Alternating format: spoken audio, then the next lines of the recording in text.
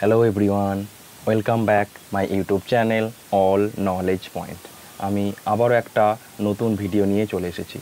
আমরা জানি যে গত কয়েক মাস ধরে আমরা আপকামিং এসএলএসটি পরীক্ষার জন্য, যেটা 2025 সালে সেপ্টেম্বর নাগাদ ফার্স্ট উইকে হওয়ার কথা রয়েছে, সেই পরীক্ষার জন্য আমরা প্রস্তুতি নিচ্ছি এডুকেশন সাবজেক্টে, অর্থাৎ শিক্ষাবিজ্ঞান বিষয়ে।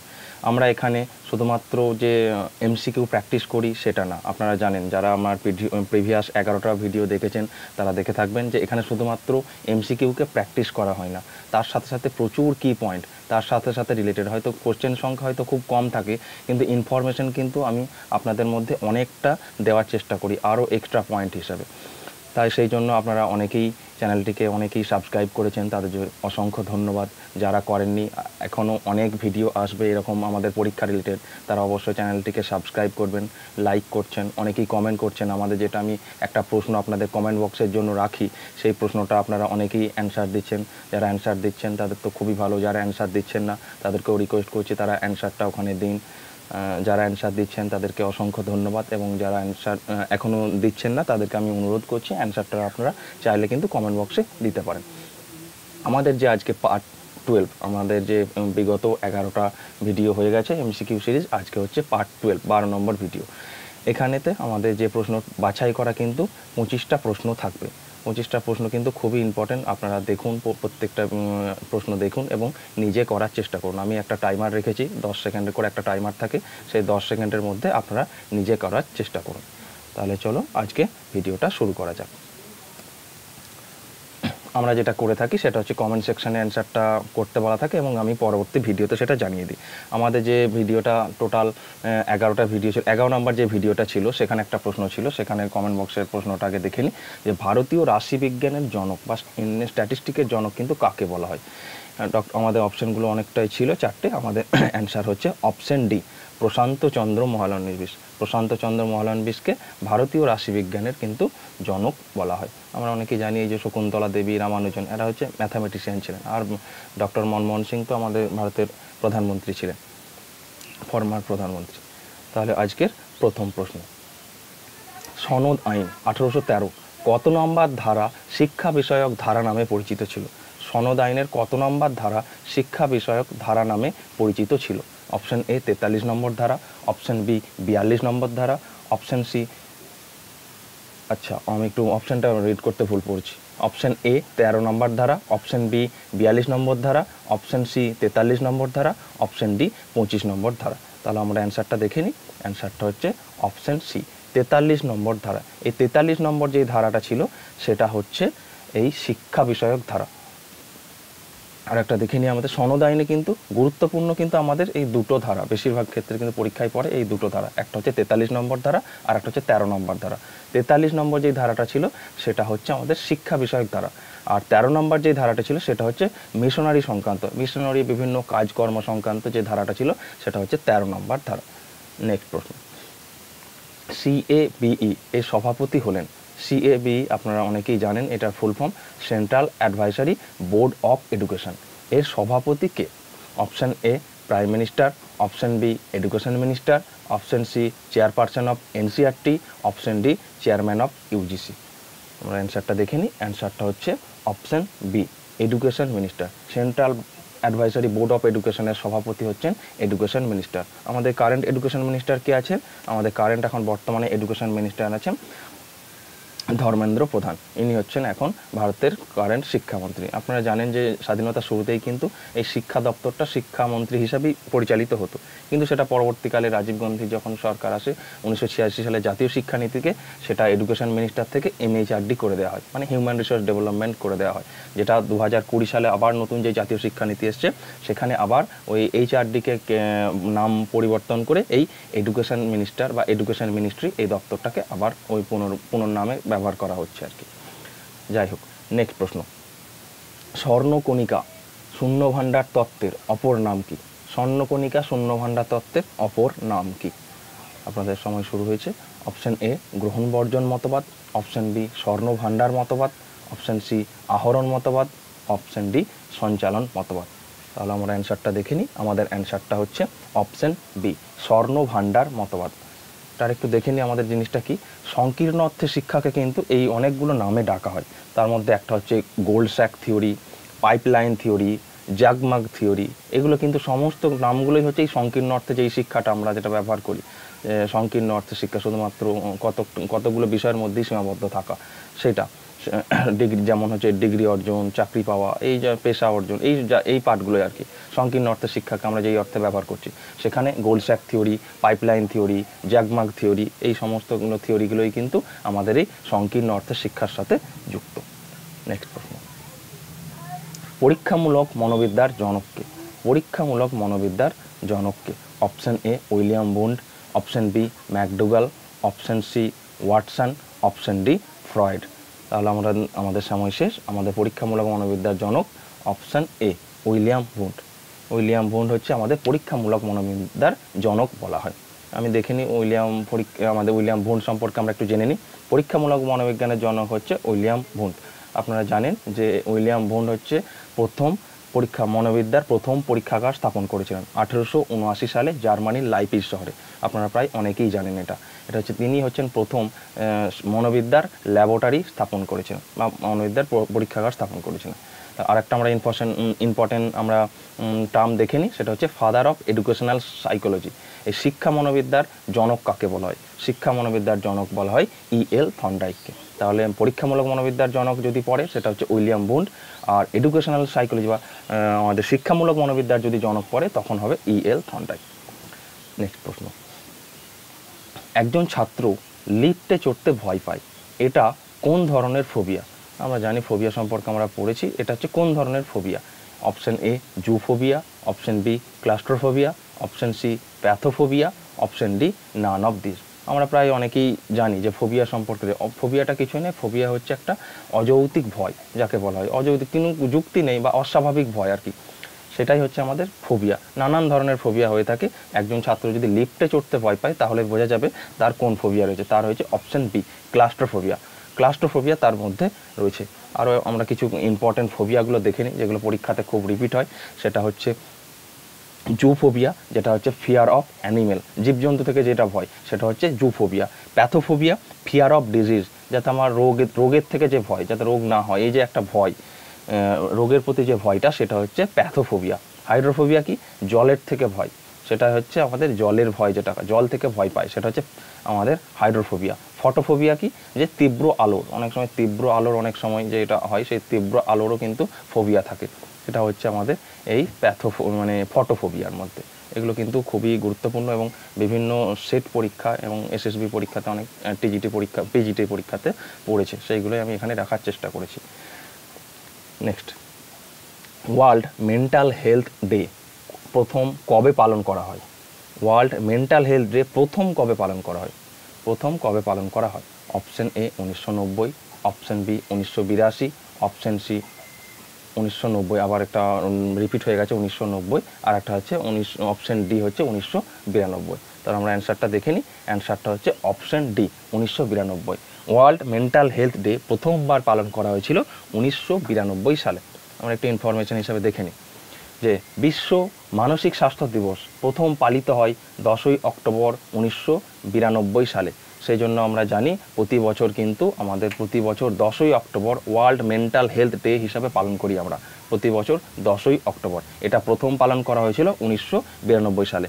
এটা পালন করা হয়েছিল, এই দিবসটা হচ্ছে world federation for mental health, এই যে সংগঠনটা, এর দ্বারা কিন্তু এই শুরু করা হয়েছিল। মানে আমাদের উদ্দেশ্যটা কী ছিল আমাদের মেন্টাল হেলথ ডে পালনের? এটা হচ্ছে মানসিক স্বাস্থ্য সম্পর্কে একটা বিশ্বব্যাপী সচেতনতা এবং স্বাস্থ্য সেবা প্রদানের জন্যই কিন্তু প্রথম 1992 সালে 10ই October World Mental Health Day পালন করা হয়েছিল।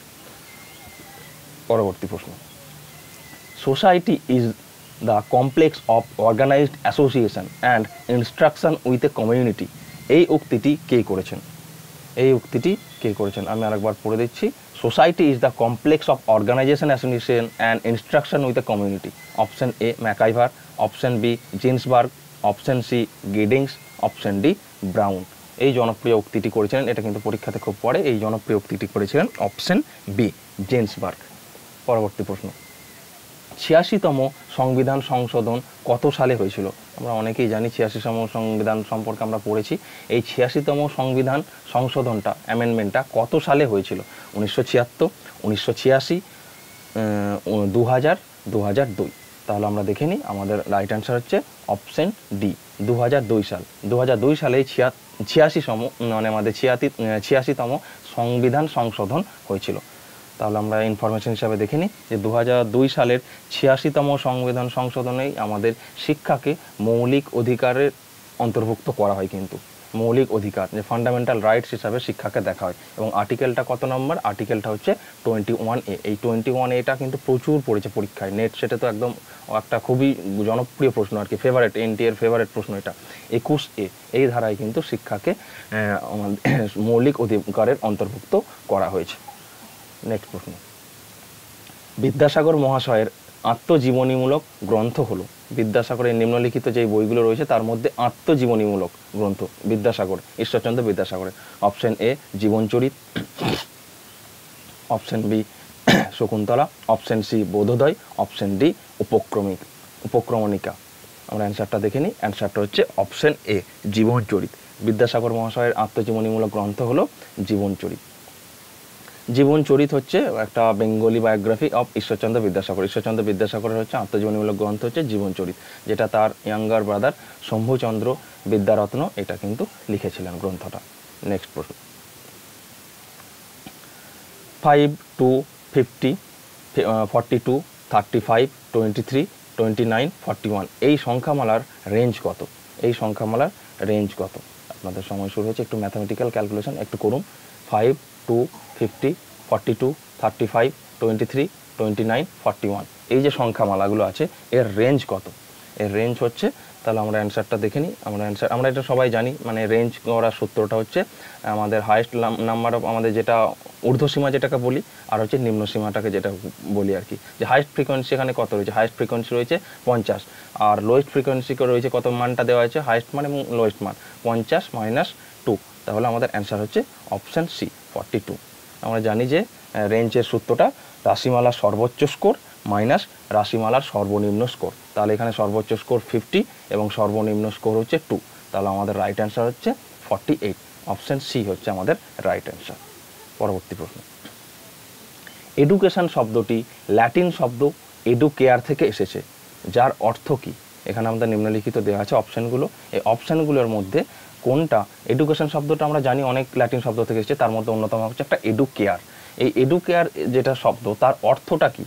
Two draw out, act of teaching, to lead out, option D to bring up. তাহলে আমাদের অ্যান্সারটা হচ্ছে, আমরা অ্যান্সারটা দেখে নিই, option D to bring up. তাহলে আমরা একটুখানি দেখে নিই, বাকিগুলো সমস্তগুলো দেখে নিই একটু করে। যে অ্যাক্ট অফ টিচিং যেটাকে আমরা বলি শিক্ষাদানের কাজ, এটা হচ্ছে এডুকেটাম, যে আমাদের যে ল্যাটিন ওয়ার্ড এডুকেটাম সেখান থেকে কিন্তু এটা এসছে। এডুকেটাম কথার অর্থ হচ্ছে অ্যাক্ট অফ টিচিং বা শিক্ষাদানের কাজ। আর একটা আমাদের ল্যাটিন শব্দ থেকে এসেছে এডুসেয়ার, স্পেলিংগুলো একটুখানি খেয়াল রাখবেন, CERE এটা এডুসেয়ার। এই এডুসেয়ারের অর্থ হচ্ছে টু লিড আউট বা টু ড্র আউট, যেটাকে আমরা নির্দেশদান বা নিষ্কাশন বলছি।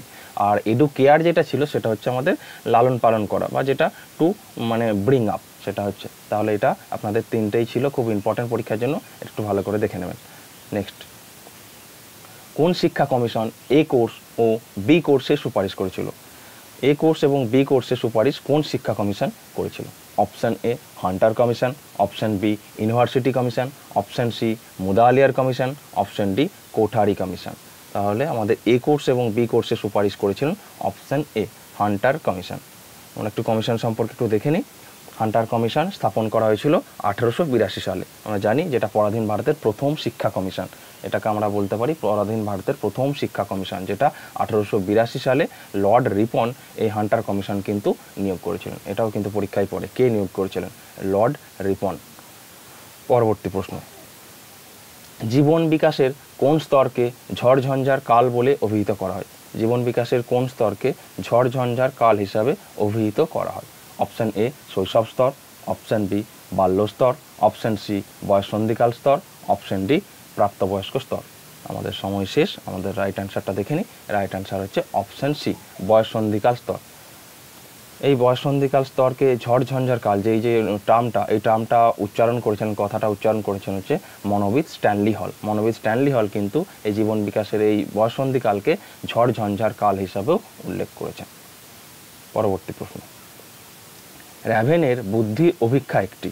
র্যাভেনের বুদ্ধি অভিক্ষা এখানে কোনটি হবে? নিম্নলিখিতের মধ্যে কোনটি?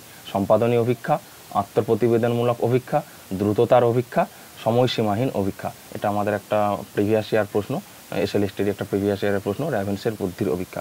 এটা হচ্ছে অপশন ডি, সময়সীমাহীন একটা পরীক্ষা। র্যাভেনের বুদ্ধির অভিক্ষা হচ্ছে সময়সীমাহীন অভিক্ষা। র্যাভেন্সের প্রোগ্রেসিভ ম্যাট্রিক্স যেটা বলছি, যেটা হচ্ছে একটা নন ভার্বাল ইন্টেলিজেন্ট টেস্ট। এটা হচ্ছে একটা নন ভার্বাল বা কোনো শব্দের এখানে ব্যবহার করা হয় না, non verbal intelligent test to assess abstract reasoning and problem solving skill. আমাদের মূলত অ্যাবস্ট্রাক্ট রিজনিং এবং প্রবলেম সলভিং স্কিলের জন্য কিন্তু এই র্যাভেন্সের বুদ্ধির অভিক্ষাটা কিন্তু প্রয়োগ করা হয়, যেটা হচ্ছে একটা নন ভার্বাল ইন্টেলিজেন্ট টেস্ট। পরবর্তী প্রশ্ন, জ্ঞানবাণী কর্মসূচি কিসের সাথে যুক্ত? জ্ঞানবাণী কর্মসূচি কিসের সাথে যুক্ত? একটা প্রোগ্রাম, সেটা কিসের সাথে যুক্ত জ্ঞানবাণী কর্মসূচিটা?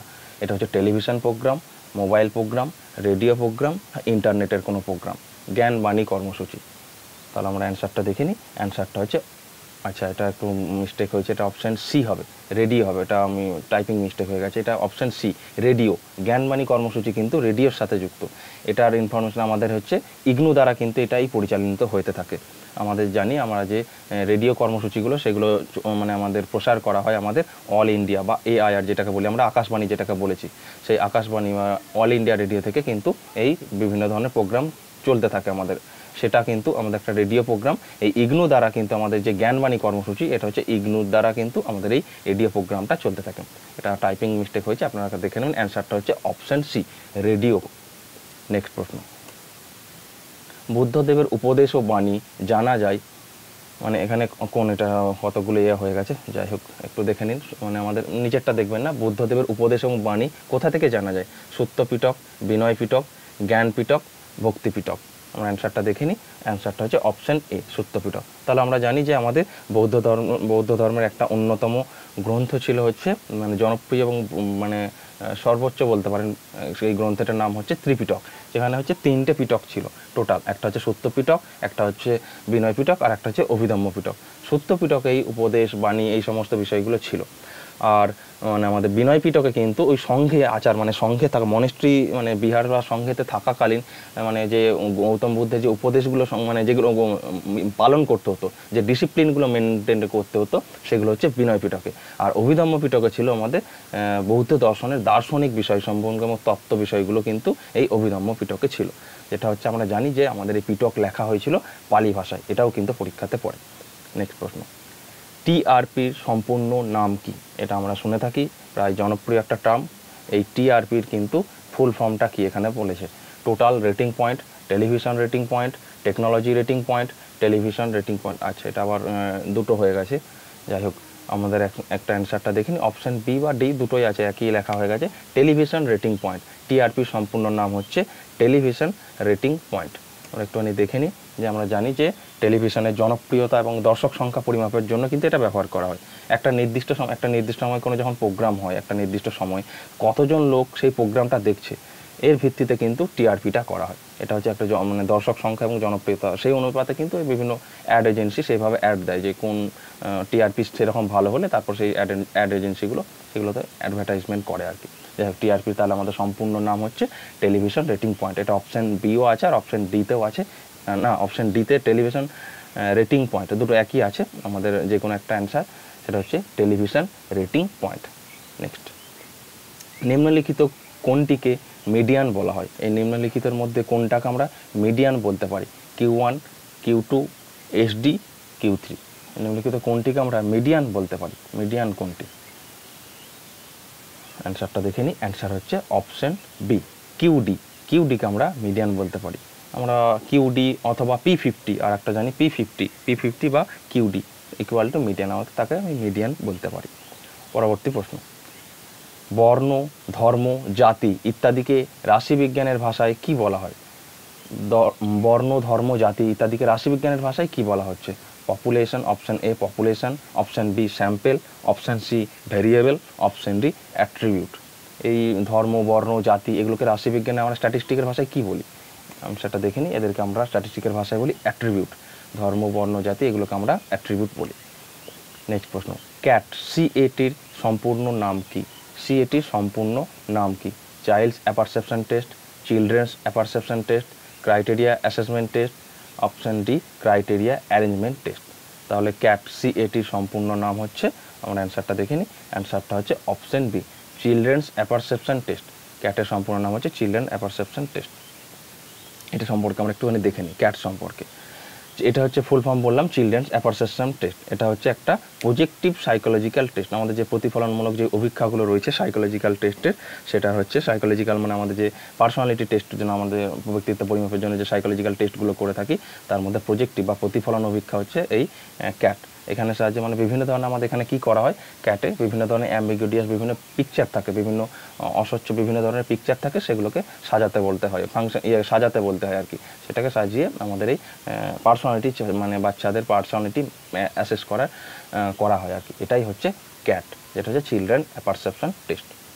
নেক্সট, মূল্যায়নের 3টি মাত্রা বা 3 ডাইমেনশন অফ ইভ্যালুয়েশন, এটা কে উল্লেখ করেছেন? এই কথাটা কে দিয়ে 3 ডাইমেনশন অফ ইভ্যালুয়েশন এটা কে দিয়েছেন? এনসিআরটি, এসসিআরটি, ইউনেস্কো আর না ব্লুম? রাইট অ্যান্সারটা দেখে নিই। রাইট অ্যান্সার হচ্ছে অপশান ডি বেঞ্জামিন ব্লুম হচ্ছে মূল্যায়নের 3টি মাত্রা দিয়েছিলেন। সেই 3টি মাত্রা কী কী? একটা হচ্ছে এডুকেশনাল অবজেক্টিভস, একটা হচ্ছে লার্নিং এক্সপিরিয়েন্স, আর একটা হচ্ছে ইভ্যালুয়েশন।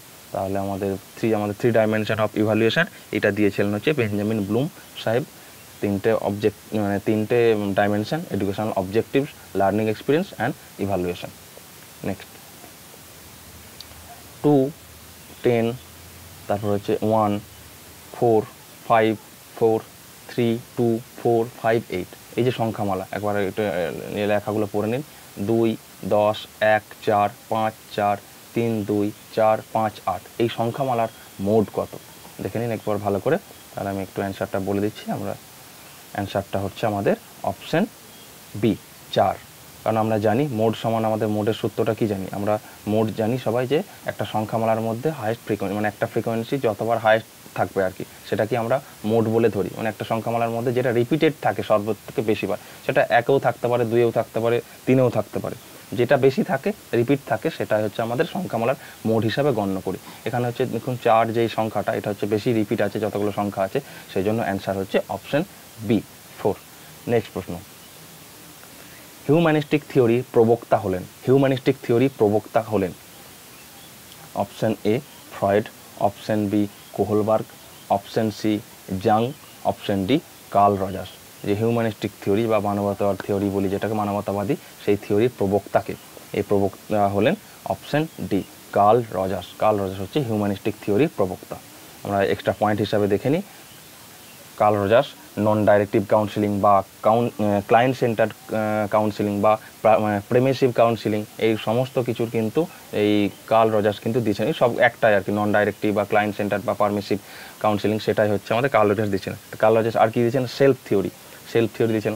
আর একটা জিনিস, গুরুত্বপূর্ণ জিনিস দিয়েছেন, সেটা হচ্ছে আনকন্ডিশনাল পজিটিভ রিগার্ড। এই যে কনসেপ্টটা, এটাও কিন্তু কার্ল রজার্স কিন্তু প্রথম দিয়েছেন, আনকন্ডিশনাল পজিটিভ রিগার্ড। নেক্সট প্রশ্ন, সামাজিক চুক্তি নীতির প্রবক্তা হলেন? সামাজিক চুক্তি নীতির প্রবক্তা কে? Option A Radhakrishnan, option B Rousseau, option C Kothari, option D John Dewey. সামাজিক চুক্তি নীতির এর প্রবক্তা কে? এর প্রবক্তা হলেন অপশান বি রুশো। সামাজিক চুক্তি নীতির প্রবক্তা রুশো, অপশান বি। আমরা একটু দেখে নিই রুশো সম্পর্কে, যে ইনি হচ্ছেন নেগেটিভ এডুকেশান দিয়েছিলেন, পজিটিভ এডুকেশান, এই দুটো ধারণাই দিয়েছিলেন। ইনি নেগেটিভ এডুকেশনকে প্রথমে জীবনের শুরুতেই কিন্তু এই নেগেটিভ এডুকেশান দেওয়ার কথা বলেছেন, যেটা আপ টু 12 ইয়ার্স পর্যন্ত, মানে ফর্মাল এডুকেশনের বাইরে এমন প্রকারের একটা শিক্ষা আর কি, ফর্মাল শিক্ষা দেওয়া যাবে না আর কি 12 বছর বয়স পর্যন্ত শিশুকে, সেটাই হচ্ছে এই রুশো দিয়েছিলেন। তাছাড়া হচ্ছে আমাদের রুশো আর কি দিয়েছেন, দুটো বিখ্যাত গ্রন্থ, দ্য এমিল, তারপরে যে দ্য সোশ্যাল কন্ট্রাক্ট, তারপর আমাদের চাইল্ড সেন্ট্রিক এডুকেশনের জনক কিন্তু আমরা এই রুশোকেই বলতে পারি। তারপর হচ্ছে আমাদের প্রাকৃতিক ফল লাভের সূত্র বা আমাদের ওই থিওরি অফ ন্যাচারাল কনসিকুয়েন্সেস, এতগুলো ধারণা কিন্তু এই রুশো দিয়েছিলেন। আমি এক্সট্রা হিসাবে অনেকগুলো পয়েন্ট রুশো সম্পর্কে আপনাদের দিয়ে দিলাম। নেক্সট প্রশ্ন, ইসলামী ধর্মতত্ত্ব সম্বন্ধীয় পাঠ্যক্রম হলো, ইসলামী ধর্মতত্ত্ব সম্বন্ধীয় পাঠ্যক্রম কোনটা? এটা খুব পরীক্ষাতে পড়ে। Option A Ilahi, option B Islami, option C Riaji, option D তাবিকি। তাহলে আমরা অ্যান্সারটা দেখে নিই। আমাদের অ্যান্সারটা হচ্ছে অপশন এ ইলাহি। ধর্মতত্ত্ব মানে আমাদের যে মুসলিম শিক্ষায় ধর্মতত্ত্ব সম্পর্কিত যে পাঠ্যক্রমটা সেটাকে বলা হতো ইলাহি। মাদ্রাসা যুগের পাঠ্যক্রমকে প্রধানত তিনটি ভাগে ভাগ করা হতো, ইলাহি, রিয়াজি এবং তাবিকি। তাহলে আমরা ইলাহি পড়লাম ধর্মতত্ত্ব সংক্রান্ত।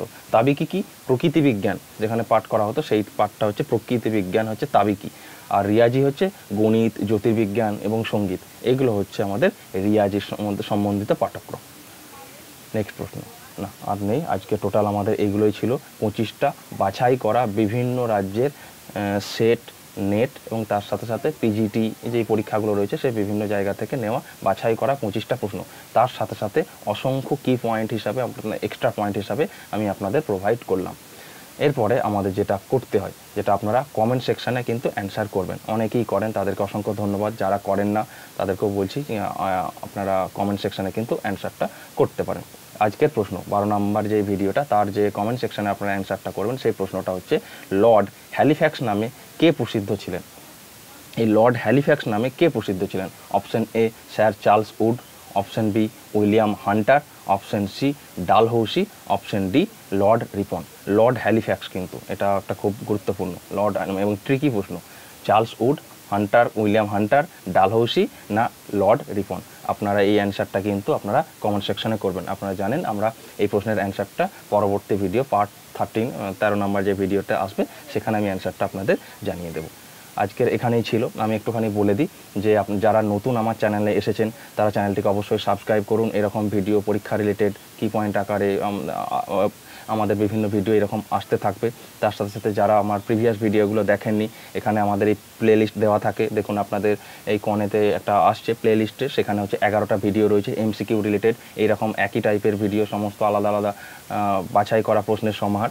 সেগুলো আপনারা দেখতে থাকুন এবং চ্যানেলটিকে অবশ্যই সাবস্ক্রাইব করে রাখুন। এবং যদি ভিডিওটা ভালো লেগে থাকে তাহলে অবশ্যই লাইক করুন। বন্ধুদের সাথে যারা এডুকেশন সাবজেক্টের পড়ছে তাদের সাথে শেয়ার করতে পারেন এবং কিছু মতামত থাকলে কিন্তু কমেন্ট সেকশনে জানাবেন। থ্যাংক ইউ, ধন্যবাদ।